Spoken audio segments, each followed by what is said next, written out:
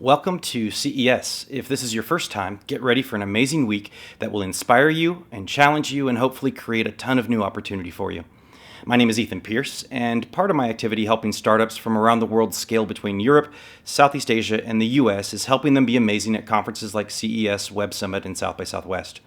I've pulled a few slides out of a training that I provide to different startup delegations in France and Singapore and elsewhere, and as a keynote presentation at tech conferences. I hope one or two of them will be new to you and useful, and here's to having a great week at CES.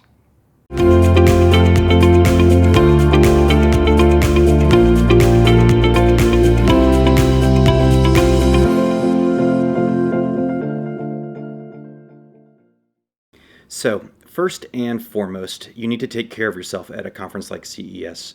These are long days, and you don't want to get sick or lose your voice. So first of all in that, I think, let's all agree to stop shaking hands. 100,000 people don't need to touch each other all day long, and I've seen the flu spread like wildfire through conference exhibitors. Halls are your best friend. Green tea with lemon and honey. These are the kind of things that can help save your voice whenever you're speaking for hours and hours and hours per day.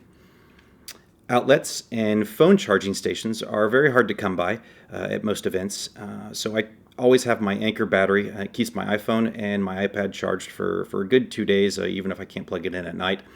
This can really save your day if you are busy using social media, researching, using the event app, things like that. Be ready to do business. This may sound odd, but I meet startups every year at CES that were surprised at how quickly people ask them about partnerships, distribution opportunities, or to purchase product. As a trade show and not just a tech conference, many people are at CES to source product, not just discover this year's innovation trends.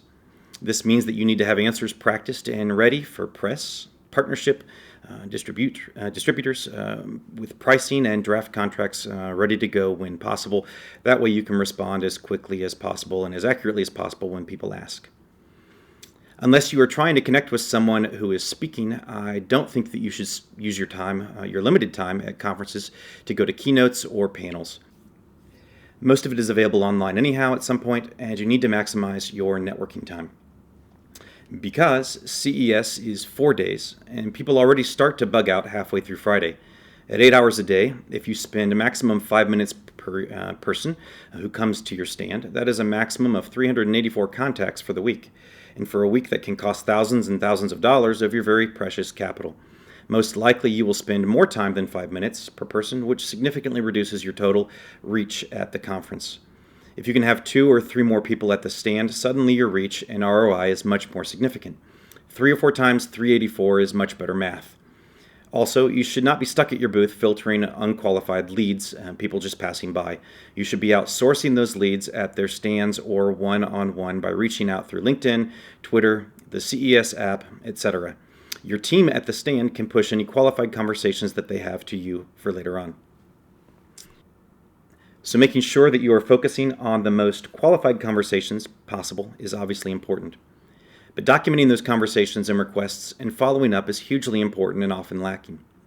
Take notes when you are speaking with people. If you are doing it on your phone, tell them, okay, I'm taking some notes so I follow up correctly, but I'm definitely listening. If you don't do this, you will forget most of the context of your 200 to 300 conversations that you're going to have. You'll also want to note anything that you promised to do for follow-up, sending documentation, sending a link to that article that you thought they would like, connecting them with each other, connecting them with that other person that you promised to connect, etc. Some people staple business cards into a small notebook, some people use their phone, some people write on the business card, but the important thing is that you have a system in place to collect the information and then to process it. You need to send a connection request on LinkedIn while they still remember you. Send the email with the follow-up information that you promised when you promised. Add them to your CRM to track that conversation over time. Set a calendar reminder to follow up in a few weeks or months if immediate follow-up isn't necessary. I have a system that works for me. You need to create and involve your own. I use Evernote to scan business cards into my phone's address book. This syncs automatically with my Google G Suite email and contacts. Then a Zapier triggers to sync that with my HubSpot CRM. Super fast, and now I can document those interactions and follow up. Following up quickly is important so that people remember the details and to establish confidence in this new relationship. It is amazing to me how few people actually send the information they promised me or make the introduction that they promised. If you follow up and do all of the things that you took notes on, I promise that you will stand out. No question. If you don't actually follow up and convert some of these opportunities after the event, I don't really understand why we spend so much time and money doing these events. Pay it forward. The reality is that you will most likely not do business with most of the people you meet while networking. However, if you pay attention, you often can connect the different people that you meet with each other because you will know what both sides are looking for or need, and that has huge networking value. And speaking of note-taking, it's nice to have shiny business cards, but you cannot take notes on them. Given the quantity of people I meet who like to write reminders or notes on their business cards, I highly recommend using matte finish business cards at conferences and networking events. Now, if we talk about pitching, you're at CES obviously to accomplish specific goals, whether it's sales, distribution, media visibility, or potentially investment. Unlike most other tech conferences, there is no investor lounge at CES, and this means that investors are either out wandering the aisles or taking meetings in a suite somewhere, so they are potentially accessible to you. Very often at tech conferences, you will meet associates or analysts from VC funds and not necessarily the partners on the investment committee. But it's important to realize that those people are at the event to research interesting projects and to make recommendations. So like all gatekeepers, treat them appropriately and realize that they are very important in the relationship building process. You will need to adapt your pitch to each of your potential business objectives, so investor, media, biz dev, distributor, partnerships. This should be done ahead of time so that it is practiced for maximum effectiveness.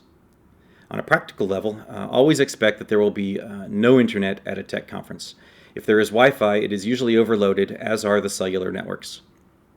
If you have any product walkthroughs, videos, or demonstrations, they should be saved locally onto an iPad or tablet. Save your website as screenshots or PDF, and save any videos directly to your device. No YouTube, Vimeo, or other platforms that will leave you without your important video if the internet is useless. You also need to perfect your 1-minute pitch and your 5 to 10-minute presentations, but first, you need to work on and really perfect a 20-second intro that you can use every time you meet someone new, at the bar, in the elevator, whatever the circumstance. So something along the lines of, we're a startup that's using blockchain to improve KYC and insurance. We're based in Paris. We're raising our first seed round of investment. Is that something that I could pitch to you? A pitch like this, a very short introduction, says what vertical you are in, what problem that you are solving with whatever important technologies that you use, where you are located in the world, and what you need. Especially important is what round of investment if you are speaking with investors. In 20 seconds, you can quickly qualify whether or not you should keep talking about your project with your new acquaintance or whether it's just social. Investors generally invest in very specific verticals, geographic regions, and stages of investment. There's no use trying to force square pegs into a round hole if you're pitching your European insurance startup seed round to an Asian investor who invests in Series A gaming companies. When possible, let other people explain what they do first so you know how to adapt your pitch to their profile. This is about storytelling, so sell the dream, show your passion. Your pitch should evolve continuously as you learn what works and what doesn't, what questions people ask, what helps them understand, what gets them excited about what you are doing. And most importantly, whether it is pitching on stage in a competition or networking at a party, always have current, up-to-date asks. Everyone needs money, but most of the people in that audience or at that party won't be giving you any. They do, however, know all of the people who can help you with all of your other needs. Distribution leads, legal advice, business leads, hiring or employee sourcing, subject expertise, everything. So, there we go. That's a few things that hopefully will help you have an amazing week at CES or any other big conference to curate and convert the most promising leads possible. Feel free to reach out on LinkedIn, Twitter, or Facebook if I can be of any help, and have a great week. Thanks.